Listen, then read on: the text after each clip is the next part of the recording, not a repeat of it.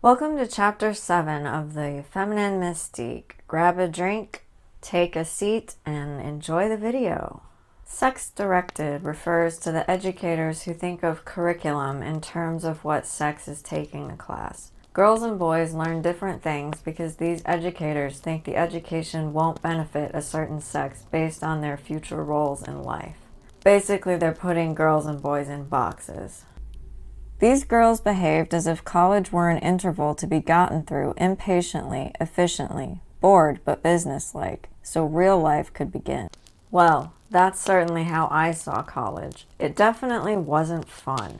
Friedan thinks the majority of college women don't take college seriously because they were holding marriage and family on a pedestal to aspire to. She had noticed a pattern where girls who went to college were using it as a place to find future husbands. It's like they were using college as one giant Tinder app. To these girls, college was neither a goal or a choice. Blonde senior in cap and gown. Girls don't get excited about things like that anymore. We don't want careers. Our parents expect us to go to college. I guess everybody wants to graduate with a diamond ring on her finger. That's the important thing. Pretty sophomore. The idea is to be very casual, very sophisticated. Don't be too enthusiastic about your work or anything. People who take things too seriously are more or less pitied or laughed at. Like wanting to sing, being so intent about it you make other people uncomfortable. An oddball.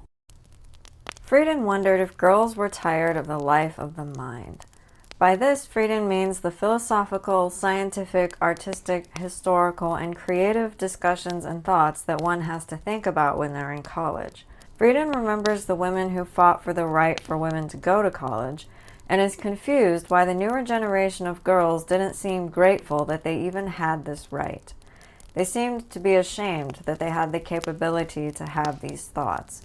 They seemed to value popularity over knowledge. Some thought if they appeared too smart they would seem weird, and they tried to avoid that at all costs. I think Friedan forgot that not everyone thinks the same way, and that it's possible she was seeing a bunch of girls who did desire to be housewives. Just the same way that we shouldn't believe the lie that all women want babies, we shouldn't believe the lie that all women want a career.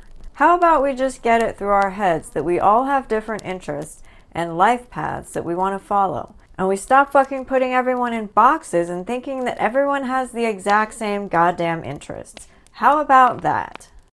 Thus, higher education added its weight to the process by which American women during this period were shaped increasingly to their biological function, decreasingly to the fulfillment of their individual abilities.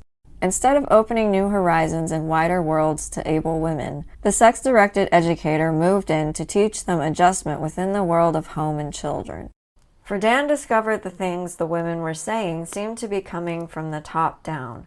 The sex-directed educators were telling them they would be wives and mothers after college, and that they only came to college to learn how to adjust to family life afterwards. Seems like college has always been incredibly useless. No one needs to go to college to learn how to be a wife and mother. What would that major even be called? A BS in housewifery? Given the general tendency for girls to be addicted to popularity, a lot of them probably did what the other ones did because they thought it was the right thing, which at the time happened to be, I want to come to college to find my husband. Everyone around them was telling them they should do it.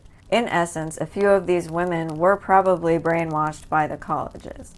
I guess college got into the art of brainwashing earlier than I thought. I thought it was this recent wave of woke, DIE, SJW garbage that was the start of the brainwashing of an entire population, but no, it was already present in the 1950s. Of the brightest 40% of U.S. high school graduates, only half went on to college. Of the half who stopped, 2 out of 3 were girls. Friedan figured out that once colleges figured out that they could just teach women to be housewives, they decided it was one of the stupidest things they'd ever done. So they took that curriculum out and demoted it to high school. Admittedly, it's also stupid to teach it in high school. They found this out the hard way when high school girls started dropping out, when their classes in vacuuming and dishwashing bored them out of their minds. The dropout statistics confirmed the college educators' biases that women didn't want education. The confirmation bias led to guidance counselors advising girls not to pursue college or careers afterwards because it wasn't worth it anyway, because they were just going to be taught more of the same shit and using college as a dating app. This is why I generally don't like statistics. They can be horribly subject to bias, and people only see what they want to see. Statistics also get horribly manipulated sometimes to the point where they're definitely not accurate anymore. People often draw incorrect correlations and causations from reading statistics wrong. Statistics are data points. Sometimes those data points give you useful information, but sometimes the data point is completely and utterly useless. We can use data points to ask questions, discover potential problems, and come up with solutions. For example, to figure out why so many girls were dropping out of high school, all you would have had to do is ask some questions. Why are so many more girls than boys dropping out of high school? Maybe they don't find the classes interesting. But the classes we have are perfect for the girls. What are the girl classes? Vacuuming, mopping, and dusting. What are the boy classes? How to fix a car, how to make lots of money, how to be president. Well, that's the answer, isn't it? It's no wonder the girls are dropping out. Who in their right mind would be interested in an entire 45-minute class about dusting off shelves? But the girls love dusting. Clearly they don't. Change the topic of the girl classes to something that they can actually think about and learn and see what the dropout rate is next year. Jesus Christ. That conversation helps figure out that there were differences in subject matter, which leads to a solution that can be tried and tested. Boys were being taught manual training to enable them to get jobs in the workforce, while girls were being taught home life. Half of the girls who dropped out were probably bored off their asses because they didn't care to learn about home life, not because they were uninterested in general education. They weren't being educated in anything useful. Of course they were bored. It's like if you made me watch a boring, unentertaining, badly written movie like Captain Marvel, and then act surprised when I don't enjoy it. The movie is terrible. Of course I would be bored. Just like this, the education is terrible. Of course the girls were bored. They weren't being satisfied or fulfilled by the education they were receiving. Why would they waste their time in a place that was boring them to tears? Did you know that Einstein's teachers thought he was slow because he wasn't paying attention to any of his classes? He was actually incredibly bored because all the material was stuff he already knew. He needed more stimulating information, just like these high school dropouts probably did. When I went to college, I switched majors 4 times because I kept getting bored with each one. Thankfully, I didn't have classes as stupid as teaching me how to dust off shelves, but college was very, very boring. I went to college because my dad thought that going there would help me get a high-paying job afterwards. A lot of people believe this despite it being a societal lie. Just ask the 40-year-old who still lives in his mother's basement. The professors Friedan talks about probably would have interpreted my behavior as, well, she's a woman. She's not getting fulfillment from learning things. Put a baby in her arms, she'll be happy then. But that wasn't the reason. The reason I was bored by college is that I wanted to be an actor and I didn't need college to fulfill that dream. I thought I was wasting my time in college, valuable time I could have been using to go on auditions to further my acting career. People in college would always discourage me and tell me that acting wasn't a real job, that it was only a fantasy that no one ever achieves. It makes me wonder who the hell they think celebrities are. Junior from a southern university. I couldn't get on with the girls anymore who don't understand science. I'm not so intensely interested in home economics as I was in bacteriology, but I realized it was better for me to change and get out with people. The Vassar study showed that just as girls began to feel the conflicts, the growing pains of identity, they stopped growing. They more or less consciously stopped their own growth to play the feminine role. Or, to put it in another way, they evade further experiences conducive to growth. Friedan discovered that women who fell into the pattern of using college as one giant Tinder app were afraid of discovering who they could be without marriage. Fear was driving the excuses Friedan had heard from the women she interviewed. The women who said things like, "I don't think I could have a career or continue with this science stuff. It's better if I change and work at a department store instead. It's not feminine to have a career. I don't want that anyway. None of the girls want it." This sounds like projection to me because I don't think that every woman in the 1950s was using college as a dating app.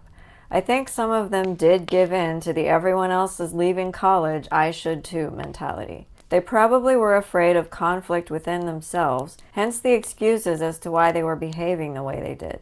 When these women projected these excuses onto other people, it caused a societal pattern whereby everyone started thinking all women really believed those things. Fear is so powerfully annoying when it's leaned into this way.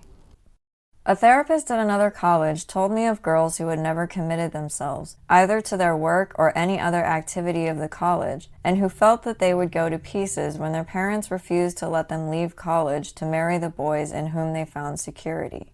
When these girls, with help, finally applied themselves to work, or even began to feel a sense of self by taking part in an activity such as student government or the school newspaper, they lost their desperate need for security. They finished college, worked, and went out with more mature young men, and are now marrying on quite a different emotional basis. Friedan found out that women who pushed through the fear of discovering who they could be without marriage led more productive lives. This doesn't mean that these women never got married. It means that they were more well-adjusted people when or if they did get married. This is the correct way to deal with fear because it exists to give you the chance to turn it into courage. When you come out on the other side of your fear, it is a very accomplished, satisfying feeling. The sex-directed educators probably held a fear that if more women went towards careers, less marriages would happen, therefore causing less people to be born. But this wasn't the case at all. Women still got married and started families. They just had more knowledge of themselves and were more fulfilled when they did it.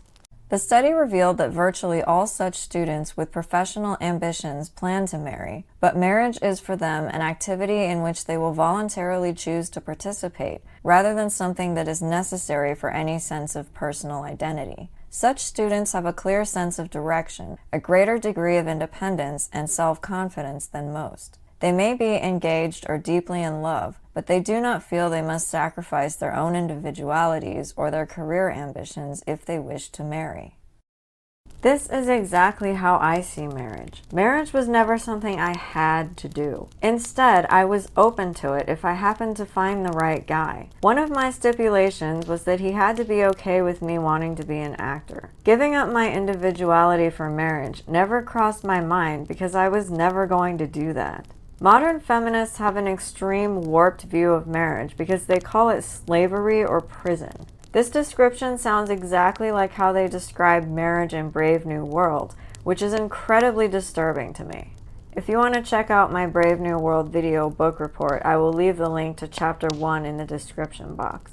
Ironically, I think the modern feminists and the sex-directed educators have the same view of marriage, despite the fact that the modern feminists would hate the sex-directed educators with all the flaming hotness of Mordor.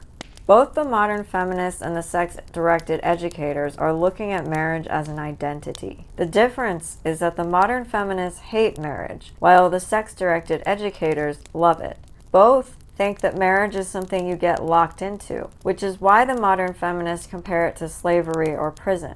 What Friedan says here, looking at marriage as an activity, as a voluntary life stage, as a choice, is what I think actual marriage is. Two people fall in love, then decide they want to share their lives together. It is beautiful. Neither person has to give up their own identity for the other one. Neither person has to exert power over the other one. Marriage is certainly not an identity. It is an activity born out of love and commitment. Nothing more, nothing less. Don't let fear hold you back from doing amazing things. I will also be taking my own advice because sometimes I do let fear shrink me. Fear leads to the development of courage, which is what we can all have if we just face fear head on and tell it to fuck off, because we will not let it defeat us. Don't be stupid, and I'll see you on the next video.